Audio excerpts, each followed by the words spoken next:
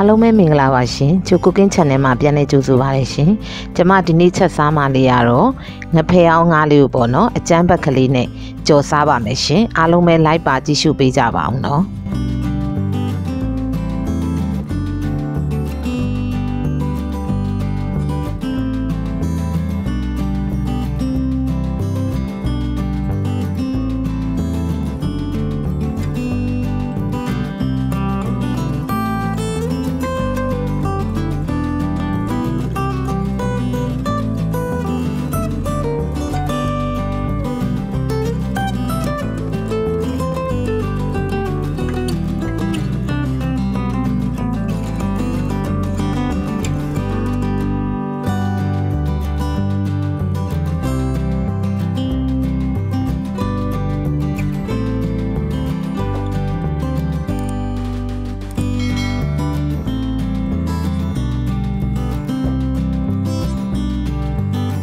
အရင်ဦးဆုံးအိုးပူလာပြီဆိုရင်တော့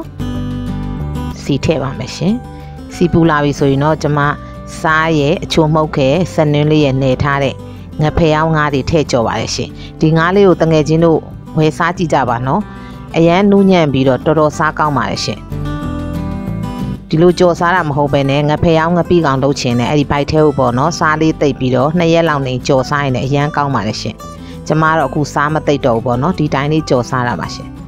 ကြော်စားကြည့်ကြပါနော်ဒီငါးလေးရဲ့အသားလေးကနူးညံ့ပြီးတော်တော်စားကောင်းပါတယ်ပြီးရင်တော့ဟိုဘက်ဒီဘက်လှန်ပြီးတဲ့အခါကျတော့နည်းနည်းလေးကြက်ပြီးဆိုတာနဲ့ကျမတို့ဆယ်လိုက်ပါမယ်ရှင်သူကကြက်လဲကြက်မြန်ပါတယ်နော်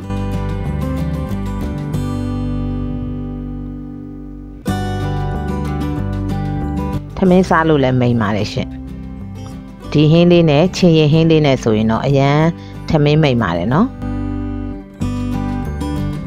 ကျမတော့ဒီငဖဲအောင်ငါးကြော်လေးကိုပေါ့နော်မုံလာဥချင်ရင်လေးနဲ့တွဲဖက်ပြီးစားသုံးပါတယ်ရှင်ခုဆိုရင်တော့ငါးလေးတွေကြက်သွားပြီဖြစ်တဲ့တကောင်ချင်းစီဆဲယူပါလေနော်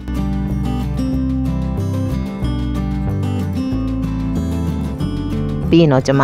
စီများတဲ့အတွက်စီလေးခတ်ယူထားပါတယ်ရှင်အဲ့ငါးလေးတော့ကျမငရုတ်သီးအကျန်းပတ်နဲ့ပြန်ကြော်ပါမယ်နော်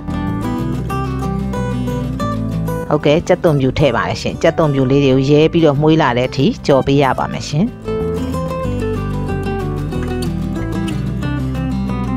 ပြီးသွားရင်တော့ကျွန်မငရုတ်သီးအကျန်းပတ်ထည့်ပါတယ်ရှင်ဒီငါးလေးရကြတော့ငရုတ်သီးအကျန်းပတ်နဲ့ကြော်ရင်ပိုပြီးစားကောင်းပါတယ်ရှင်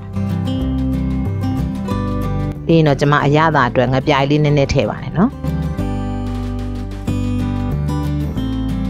အချိုမှုတ်ထည့်ပါမယ်ရှင်ပြီးရင်တော့အဲ့ကြက်သွန်နဲ့ငရုတ်သီးလေးတွေကြက်နေအောင်ကြော်ပြီးသွားပြီဆိုရင်တော့ကျွန်မစောစောကဆယ်ယူထားတဲ့ငါးတွေထည့်ပြီးတော့ကြော်ပေးပါမယ်ရှင်ငရုတ်သီးနဲ့သမအောင်ပေါ့နော်ဟိုဘက်ဒီဘက်လှန်ပြီးတော့မှုေးပေးရပါမယ်ရှင်